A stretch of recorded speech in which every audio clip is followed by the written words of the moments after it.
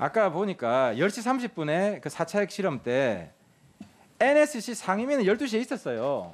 상임위는 국가안보실장이 주재하잖아요. 상임위는 국가안보실장이 1시 반 회의에 대통령이 위원장입니다. 나왔어요. 예. 그러니까 상임위 회의 참석자와 대통령이 주재하는 회의 참석자 거의 똑같잖아요. 그 NSC 상임위원회에 들어간 인원은 당연직으로 다 들어가는 것이고. 그러니까 무슨 말이냐면 내용 준비는 상임위 하면 다 되는 것인데 대통령이 3시간 반이나 걸려서 그죠? 3시간이나 걸려서 회의 나온 거는 아까 말씀하신 게 안 맞단 말이에요. 그럼 상임위는 바로 1시간 반 뒤에 소집이 가능하고 거기에 대통령만 오면 내용적으로는 NSC 회의랑 똑같은 거 아니에요. 그렇기 때문에 총리는 30분마다 NSC 회의를 주재한 거 아닙니까? 그러니까 자꾸 말 돌리지 마시고요. 다음 질문 넘어가겠습니다.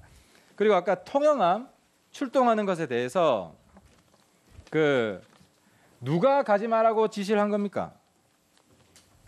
그거 제가 확인 못했습니다. 안보실장이 그것도 몰라요? 아니 누가 가지 말라고 한 적은 아니 없는데. 한번 물어볼게요. 아니 예. 통영함이 출동하는 거를 10시, 11시에 예. 긴급 지원 지시를 했고 예. 제가 받은 자료에 보면 출동이 확실하기 때문에 대우조선해양 통영함을 만들고 있는 그리고 방위사업청 해군참모총장 황기철이 당시에 세월호 구조지원본부장이었어요. 그잖아, 맞죠? 해군 측 본부장입니다. 본부장이 아닙니까? 해군 측입니다. 예, 예. 그러니까 이걸 준비해서 참모총장을 출동하라고 했어요. 그죠? 대통령은 뭐라 그랬어요? 한 명이라도 다 구해라. 샅샅이 수색해서 다 구해라. 모든 수단과 방법을 다 동원해서 구해라고 했지 않습니까? 예. 대통령이 그 말을 했기 때문에 해군 측에 지원본부장을 임명을 했고 황기철 총장은 이게 자기가 도울 수 있는 것이다. 조금이라도 도우겠다 해서 이 통영함 출동을 명령했지 않습니까? 그럼 이 명령을 해군 참모총장이 명령을 했는데 이걸 못 가게 막은 게 대통령 지시였습니까? 아닙니다. 누구 지시였어요? 그런 지시 일체에 있었습니다. 그러면은 이 통영함이 출동 준비를 하고 있다. 이거를 보내야 됩니까? 말아야 됩니까? 김장수 실장이 대통령한테 그때 보고했습니까? 그거는 대통령께 보고할 감도 아니고요. 그 해군 참모총장이 알아서 출동을 시키면 되는 겁니다. 그럼 누가 지시를 했어요? 가지 말라고. 해군 참모총장은 간다고 이렇게 각서까지 출동 합의 각서까지 다 썼는데 구조 참가한다고 이걸 누가 막았어요? 누가 지시했어요? 해군 총장이 지시했겠죠, 그건요. 제가 지금 안보실장이 몰라요? 안보실장이 통영함이 누가 가라 그러니까 말았을까지는 저는 세월호 불상사, 세월호 비극의 가장 큰 책임이 안보실장한테 있다고 생각합니다. 왜냐하면은 우리나라 안보 개념이 노무현 정부 때부터 포괄적 안보로 다 바꿨어요. 대북 안보뿐만 아니라 국내에 대량 재난이 일어나도 이걸 안보적 상황에 입각해서 처리를 해야 돼요. 왜냐? 해경 역량만으로, 해경 자원만으로 감당이 안 되는 사고거든요. 그래서 대통령이 모든 수단과 방법을 다 동원하라고 했을 때 안보실장은 해경 말고 어떤 수단과 방법이 있는지 다 고민을 했었어야 됐어요. 그래서 통영함뿐만 아니라 해군의 자원들이 있잖아요. 그 SSU, UDTCL 같은 특수부대, 잠수부대들이 있고 또 치누크 헬기도 전화 한 통이면 오잖아요. 그죠? 그리고 배도 더 큰 배도 있고 그리고 해군이 과거에 그 해양 구조에 성공한 사례가 많이 있죠. 내가 물어볼게요.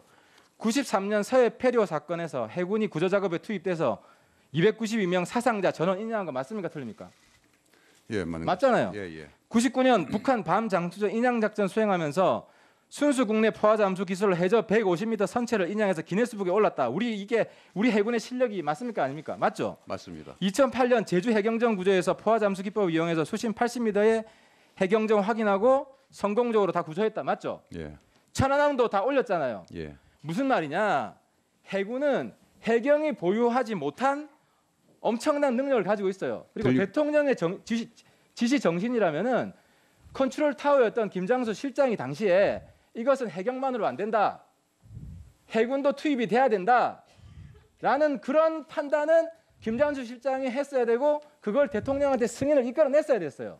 대통령한테 해군도 투입할까요? 충분히 해경보다 더 큰 역량이 있습니다. 대통령한테 보고한 적 있습니까? 없습니까?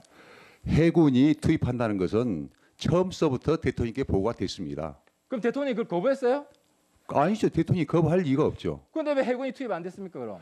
그러니까 그거는 이제 국방부 장관하고 해군 참모총장하고 어떤 관계인지 모르지만은 그거는 원래가 아닙니다. 잠깐만 들어보시죠. 통행함 자체가 최초에 진수할 때부터 전력화하는 과정에서 다소 문제가 생겼던 배입니다. 이게. 그래서 저는 통행함이 지금 현장에 투입해가지고 이게 작전을 수행하는 데는 다소 어느 정도 문제가 발생한 모양이구나.